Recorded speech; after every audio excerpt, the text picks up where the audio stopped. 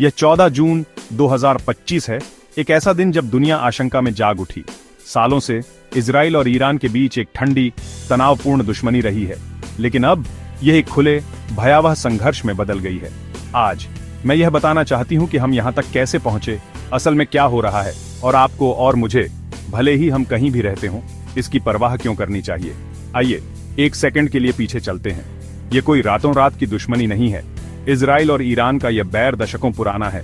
1971 की ईरानी क्रांति से ईरान का नेतृत्व हमेशा खुद को इस्लामी दुनिया का रक्षक मानता रहा है। हिजबुल्लाह और हमास जैसे समूहों का समर्थन करता रहा है, जिन्हें इजराइल अपने लिए अस्तित्व का खतरा मानता है। सालों से इसका मतलब गुप्त हमले, सीरिया और लेबनान जैसी जगहों पर छाया युद्ध और लगातार बढ़ते संदेह रहे हैं, लेकिन हालात तेजी से बिगड़ गए।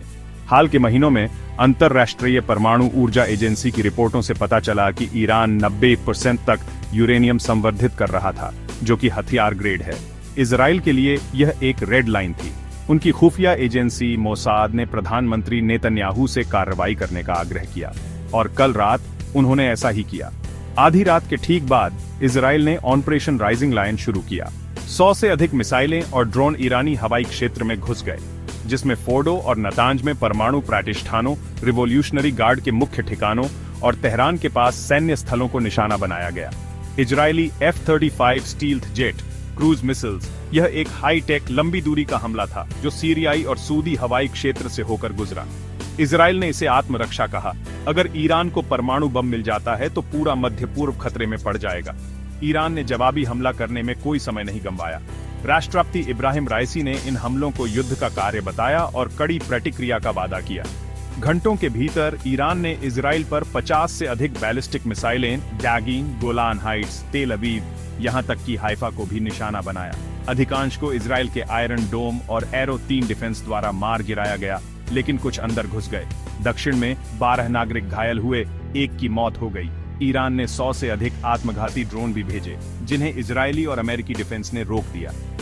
वैश्विक स्तर पर प्रतिक्रिया तुरंत हुई। अमेरिका ने इजराइल के आत्मरक्षा के अधिकार का समर्थन किया, लेकिन संयम बरतने का आग्रह किया। कोई भी मध्य पूर्व में एक और पूर्ण युद्ध नहीं चाहता। रूस और चीन ने इजराइल के कार्यों की निंदा की, ईरान का समर्थन किया और संयुक्त राष्ट्र में विभाजन पैदा किया। संयुक्त राष्ट्र ने खुद एक आपातकालीन बैठक बुलाई, लेकिन हमेशा की तरह कोई वास्तविक समाधान नहीं निकाला। इस बीच विश्व बाजार में हेडकंप मच गया। तेल की कीमतें 78 प्रति बैरल तक पहुंच गईं। भारत जैसे देशों के लिए, जहां महंगाई पहले से ही बढ़ रही है, यह बुरी खबर है। शेयर बाजार धड़ाम हो गए। निफ्टी और सेंसेक्स 2-5% गिर गए। डाउ 700 अंक गिर गया।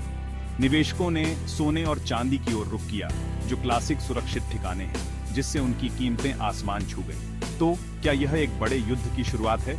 ईमानदारी से कहूं तो कोई नहीं जानता।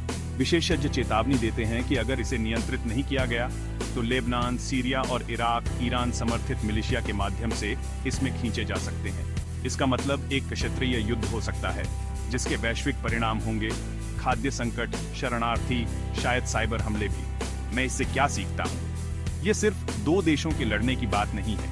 यह एक ऐसी दुनिया के बारे में है जिसे अचानक याद दिलाया गया है कि शांति कितनी नाजुक हो सकती है। आक्रामक राष्ट्रीय हितों के बीच की लड़ाई में आम लोग सबसे ज्यादा नुकसान उठाते हैं। अगर अंतरराष्ट्रीय समुदाय हस्तक्षेप नहीं करता है, जालडी, तो यह हम सभी के लिए बहुत बुरा हो सकता है।